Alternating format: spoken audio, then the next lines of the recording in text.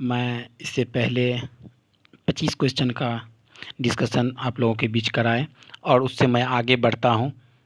यह स्पेशल रूप से बिहार पुलिस के लिए तैयार किया जा रहा है, जो 21,391 पोस्ट के लिए आया है। उसमें रामबाण साबित होगा और रोशन सर ज्ञान बिंदु जीएस एकेडमी के डायरेक्टर के द्वारा यह तैयार किया गया है। आप लोग इसे बारीकी से डिस्कशन के साथ पढ़ें और यह सीधे तौर पर आप लोग को एग्ज़ाम हॉल में ही देखने को मिलेगा। चलिए फर्स्ट क्वेश्चन देखते हैं। फर्स्ट क्वेश्चन कह रहा है, भारतीय संविधान के लिए प्रथम संशोधन विधेयक लाया गया था। यह सर्वप्रथम लाया गया था हमारे प्रधानमंत्री पंडित जवाहरलाल नेहरू के तत्वाधान में। यह 1951 ईस्वी में यह लाया गया था। इसका सही आंसर हो जाएगा ऑप्शन नंबर बी। चलिए नेक्स्ट क्वेश्चन देखते हैं। नेक्स्ट क्वेश्चन कह रहा है, जिस तारामंडल के तारे ध्रुव तारे की ओर संकेत करते हैं वह है। तो यह सीधा तौर पर यह जो है इसका ए हो जाएगा आंसर, सप्तऋषि। तो इसको भी ध्यान में रखना है। चलिए नेक्स्ट क्वेश्चन देखते हैं। नेक्स्ट क्वेश्चन कह रहा है, किस स्थान का मानक समय निर्धारित करने का आधार होता है। तो आप लोग जानते होंगे यह जो है प्रधान मध्याह्न रेखा, इसको क्या कहा जाता है, प्रधान मध्याह्न रेखा। अब थोड़ा सा इसके बारे में डिस्कस कर लेते हैं। ये प्रधान मध्याह्न रेखा क्या है। तो आप लोग जानते होंगे किसी भी देश अपना समय रेखा निर्धारण करने के लिए 0 डिग्री देशांतर रेखा का प्रयोग करते हैं। जैसे अपना भारत जो है 82.5 डिग्री पूर्वी देशांतर रेखा से अपना मानक समय का जो है निर्धारण करते हैं, जो कि इलाहाबाद के नैनी में स्थित है। तो यह भी आप लोग को ध्यान में रखना है। चलिए नेक्स्ट क्वेश्चन, इसका सही आंसर हो जाएगा ऑप्शन नंबर डी।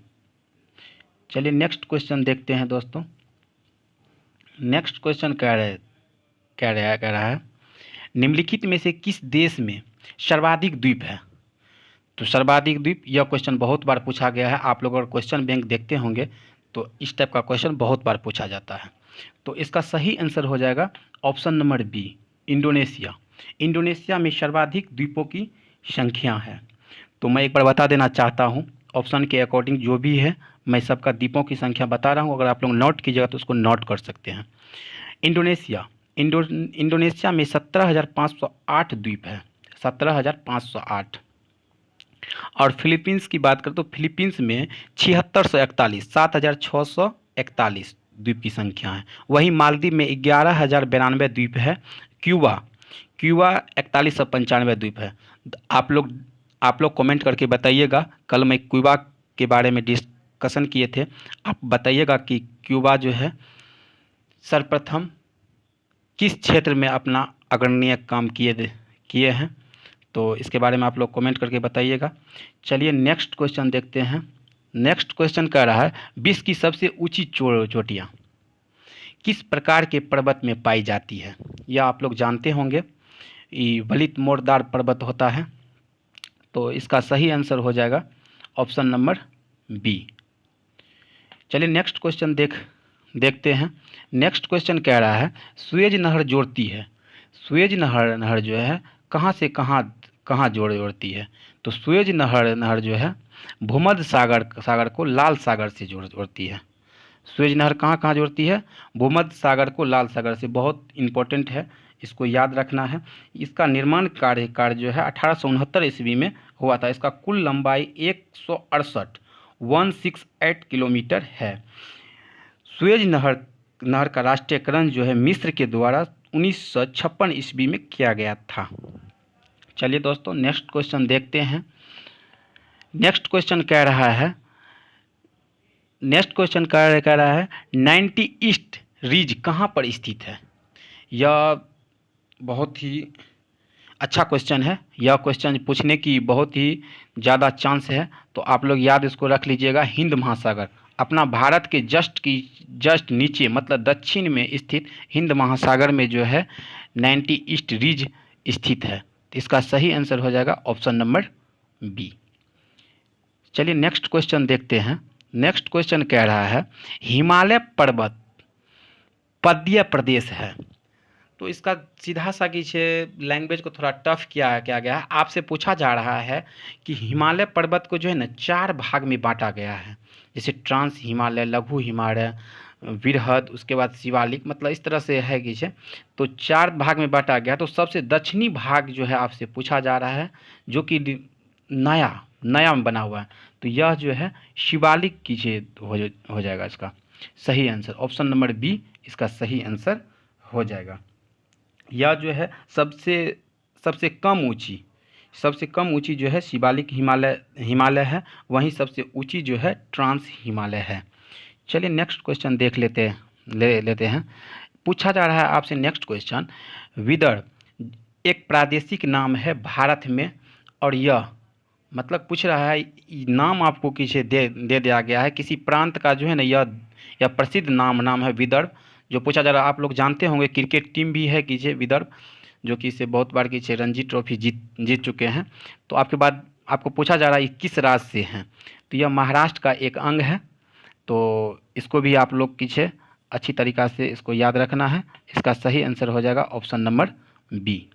चलिए नेक्स्ट क्वेश्चन देखते हैं। नेक्स्ट क्वेश्चन कह रहा है, ये बहुत वेरी इंपॉर्टेंट है, आप लोग बहुत जानते होंगे इस नदी का नाम, बहुत बदनाम क्वेश्चन है, लेकिन कि आज जो है ये क्वेश्चन देखिए इतना वेरिएंट बदल के आया है। तो एक बार देख लेते हैं क्वेश्चन को। कह रहा है भारत में यरलुंग जोगबो नदी को किस नाम से जाना जाता है। तो देखिए इसका सही आंसर हो जाएगा ऑप्शन नंबर सी, ब्रह्मपुत्र को कहा जाता है। ब्रह्मपुत्र को बहुत से नाम से जाना जाता है, आप लोग जानते होंगे। तो एक बार देख लेते हैं। इसको तिब्बत में जो है शांगपो नदी के नाम से जाना जाता है। वही अरुणाचल प्रदेश में दिहांग कहा जाता है, असम में ब्रह्मपुत्र कहा जाता है, बांग्लादेश में जमुना कीजे कहा जाता है। इसका एक नया नाम है जो कि पूछे जाने का बहुत चांस है, तो आप लोग ये भी याद रख लेना है। चलिए नेक्स्ट क्वेश्चन की देख लेते हैं। नेक्स्ट क्वेश्चन क्या कहता है। नेक्स्ट क्वेश्चन कह रहा है अमृतसर एवं शिमला लगभग एक ही अक्षांश पर स्थित है। कह रहा है अमृतसर एवं शिमला लगभग एक ही अक्षांश पर स्थित है, परंतु उनकी जलवायु में भिन्नता का कारण है। भिन्नता का कारण उनकी ऊंचाई में भिन्नता, उसकी जलवायु में परिवर्तन जो है उनकी ऊंचाई में भिन्नता के कारण है। तो इसका सही आंसर जो है ए हो जाएगा। चलिए नेक्स्ट क्वेश्चन देख लेते हैं। नेक्स्ट क्वेश्चन कह रहा है कुरियर सेवा से प्रतिस्पर्धा के लिए भारतीय डाक विभाग ने दूत डाक सेवा कब प्रारंभ किया गया था। दूत सेवा डाक आप लोग को मालूम होगा डलहौजी के समय में चालू हुआ था, लेकिन यहाँ पूछ रहा है आपसे दूत डाक सेवा कब स्टार्ट हुआ था। तो इसका सही आंसर हो जाएगा option number D. Option number D 1986 इसका सही आंसर हो जाएगा। 1 अगस्त 1986 ईस्वी को प्रारंभ हुआ था दूत सेवा। चलिए नेक्स्ट क्वेश्चन देखते हैं दोस्तों। नेक्स्ट क्वेश्चन कह रहा है कावेरी नदी कौन सी राज्य से होकर गुजरती है। तो आपसे ये जानना चाहता है कि कावेरी नदी कौन कौन राज्य से गुजरती है। तो कावेरी नदी कर्नाटक से निकलती है, केरल होते हुए तमिलनाडु के तट पर बंगाल की खाड़ी में अपना जल गिराती है। तो इसका उद्गम स्थल कर्नाटक है, वहीं की जो मोहना जो है इसका तमिलनाडु है। तो इसका सही आंसर हो जाएगा ऑप्शन नंबर बी। चलिए नेक्स्ट क्वेश्चन देखते हैं। नेक्स्ट क्वेश्चन कह रहा है भारतीय मानसून मौसमी विस्थापन से इंगित है जिसका कारण है। तो इसका जो है सही आंसर ऑप्शन नंबर ए हो जाएगा। ऑप्शन नंबर ए में कह रहा है स्थल तथा समुद्र का विभेदित ताप। तो चलिए इसका नेक्स्ट आंसर हो जाएगा ऑप्शन नंबर ए। चलिए नेक्स्ट क्वेश्चन देखते हैं। नेक्स्ट क्वेश्चन है मृदा अपरदन रोका जा सकता है, मतलब मृदा अपरदन जो होता है इसको रोकने के लिए क्या क्या करना चाहिए। इसको जो है सिंपल सी है कि एक बार ऑप्शन को देख लेते हैं। ऑप्शन के अकॉर्डिंग अगर जाते हैं तो इसका कीजिए वनारोपण कीजिए होगा। कृषि कार्य से भी रोका जा सकता है, बहुत सी उपाय है रोकने के लिए, फसल चक्र और बहुत सी है। तो इसमें जो ऑप्शन के अकॉर्डिंग जाना है तो ऑप्शन के अकॉर्डिंग जो है वनारोपण है, ऑप्शन नंबर सी इसका सही आंसर हो जाएगा। चलिए नेक्स्ट क्वेश्चन देख लेते हैं। नेक्स्ट क्वेश्चन कह रहा है हड़प्पा में मिट्टी के बर्तन बनाने पर सामान्यतः किस रंग का उपयोग होता था। तो आपसे पूछा जा रहा है हड़प्पा कालीन जो है मिट्टी का जो बर्तन बनता था वो बर्तन पर किस प्रकार का रंग का प्रयोग किया जाता था। तो आप लोग जानते भी होंगे और जान लीजिए, इसका कीजिए लाल रंग का उपयोग किया जाता था। चलिए नेक्स्ट क्वेश्चन देख लेते हैं। नेक्स्ट क्वेश्चन कह रहा है बोगोज कोई का महत्व इसलिए है कि, मतलब बोगोज कोई क्या था उसके बारे में किसी पूछ रहा है, तो ऑप्शन के अकॉर्डिंग पढ़ना है और उसका आंसर जो है देना है। तो बोगोज कोई जो है ऋग्वेदिक काल में जो है वैदिक देवी एवं देवताओं का वर्णन मिलता है अभिलेख पर, उसी को कहा जाता है। देख लीजिए ऑप्शन में क्या है, तो ऑप्शन में ए ऑप्शन में आता है, तो इसीलिए इसका सही करेक्ट आंसर हो जाएगा ऑप्शन नंबर ए। चलिए नेक्स्ट क्वेश्चन देखते हैं। नेक्स्ट कह रहा है किस शासक द्वारा सर्वप्रथम पाटलिपुत्र का राजधानी के रूप में चयन किया गया था। तो राजधानी के रूप में जो है सोन और गंगा के संगम पर उदयन द्वारा जो है 461 ईस्वी में इसका जो है बसाया गया था। तो इसका 461 ईसा पूर्व में उदयन द्वारा बसाया गया, तो इसका सही आंसर हो जाएगा option number C. Next question देख लेते हैं। नेक्स्ट क्वेश्चन कहता है निम्नलिखित राजाओं में से किसका जैन धर्म से प्रति भारी झुकाव था। तो आप लोग भी जानते होंगे, इसका सीधा किसी ऑप्शन के अकॉर्डिंग जाना है, तो इसका सही आंसर हो जाएगा खारबेल।